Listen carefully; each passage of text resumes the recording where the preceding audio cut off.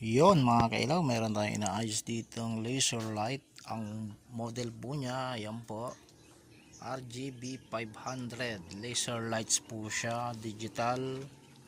Yun, no power, nagka-problema po ang power supply po niya.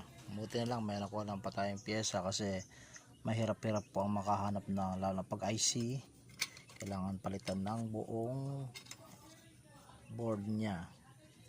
Ito po ang output po niya, oh. Positive 13 volts, negative 13 volts. Ayan. Yan po yung mga board niyan. Ito ang stepper motor. Yun ang laser diode. Yan. Ang liit na lang ng power supply ng laser niya mga kailaw, oh. Ito power supply po niya.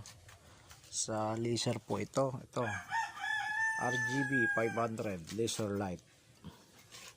Yan na lang, oh, ganyan na lang po siya kaliit, oh. Pero ano po yan, 13 volts ang output po niya.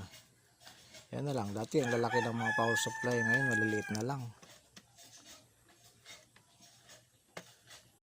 Yun mga kailaw, testing po natin.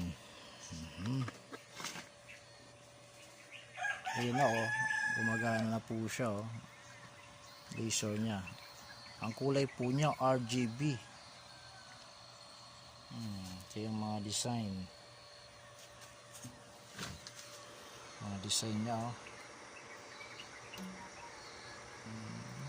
Meron pala tong ano, graphics. Ayos, oh.